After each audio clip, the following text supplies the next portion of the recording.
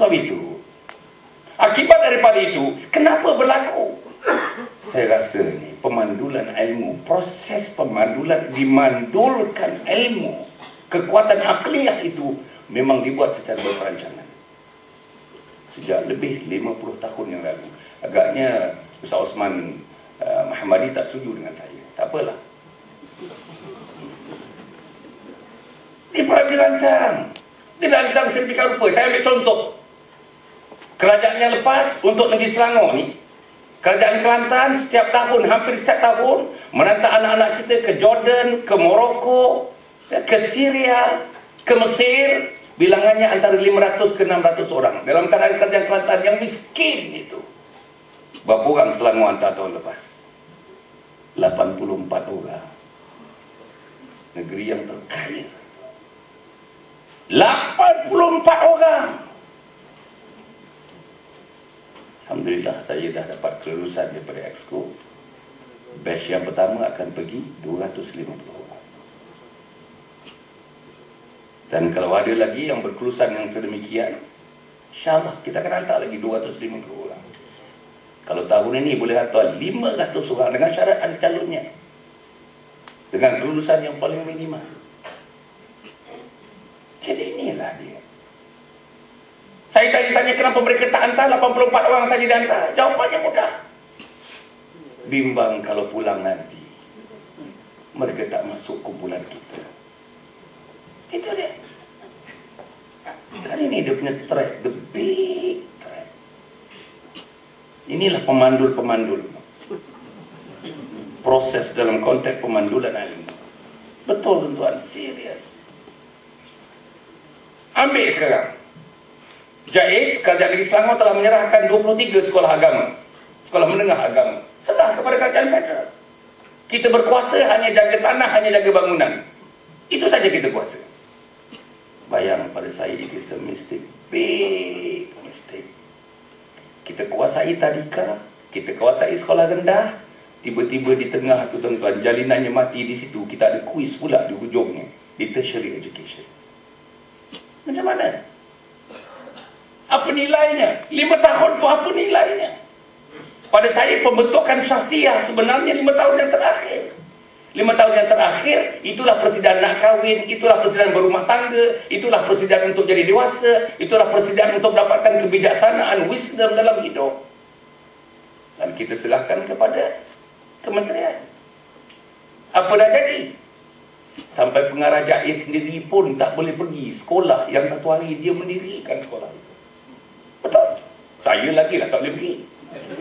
You bayangkan, saya sebagai pemerintah baru di negeri Selangor ni, tak boleh pergi sekolah di negeri Selangor, sekolah di Sabak Berenam, sekolah di Tanjung Karang, sekolah tempat kawasan saya, Nun katakanlah ada di Gombak. Boleh lalu-lalang tengok sekolah, tak boleh masuk. Boleh lalu-lalang tengok sekolah, tak boleh menghadiri masyarakat PIBG. Pensyarah-pensyarah universiti, ugutan demi ugutan.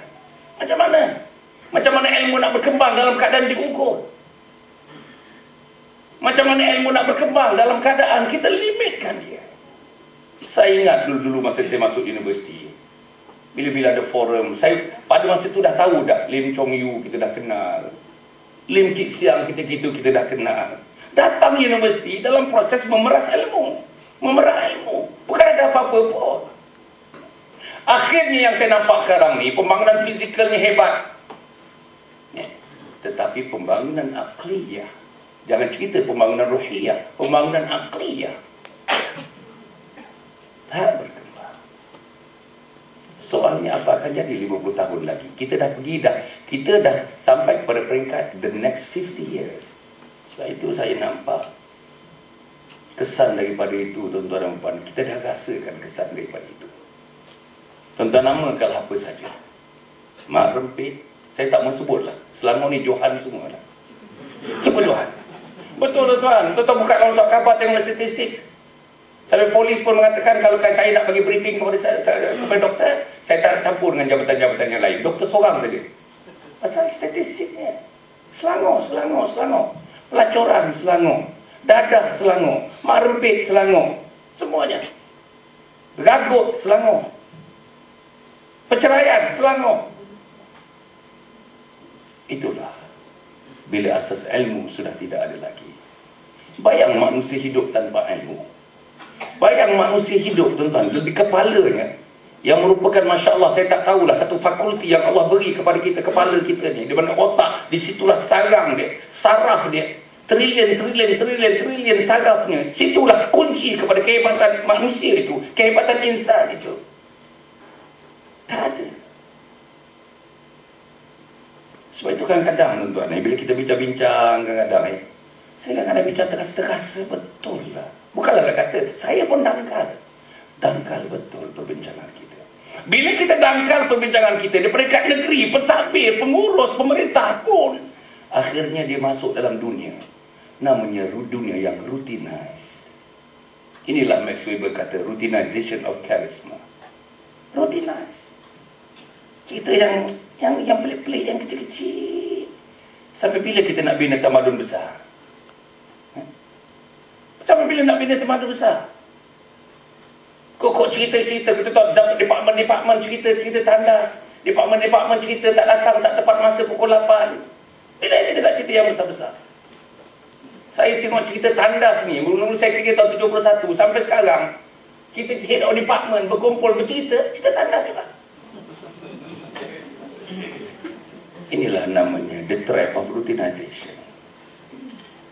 Pasal fikiran kita tak terbuka, tak boleh bercerita yang besar, tak boleh bercerita yang luas. Tonton tulis buku, cuba tanya penulis buku. Saya pun tulis buku juga, cuba tanya tulis buku. Sampai penulis buku dah tak ada hati nak menulis. Pasal tak ada pembaca. Penerbit tak minat menerbit. Tak ada. Tadi dilaporkan, kami ada satu meeting tadi dilaporkan. Bila kita mengadakan satu program, daripada pagi sampai ke malam kita mengadakan program, seperti dengan hari buruh. Program paginya wacana. Serius sikit lah perbincangan ni. Bayang sebesar-besar itu, stadium Malawati itu yang boleh memuatkan 20,000 orang. Yang hadir sekitar 1,000 orang saja. Betul. Pasal serius. Perbincangannya serius. Talking about minimum wage. Yang itu tak tergarap pemikiran kita. Akhirnya, yang kita sajikan pun tuan-tuan, ambil jom heboh. Saya pun risau juga nak datang ke Shah Alam dan apa sajian ilmunya? Tuan-tuan buka radio-radio. Berapa banyak radio-radio swasta yang ada? Dekat 40 stesen swasta. Di mana ayunan ilmunya? Di mana gamitan ilmunya? Tak ada langsung.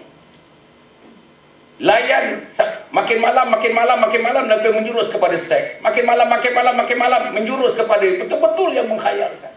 Soalannya menghayalkan, jawapannya menghayalkan, lagunya menghayalkan. Itulah disajikan.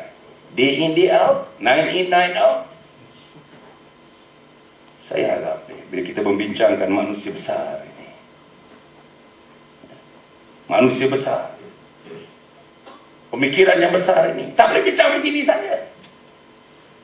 Selagi dah dapat hasil dari perbincangan ini, kita kena mengorak langkah.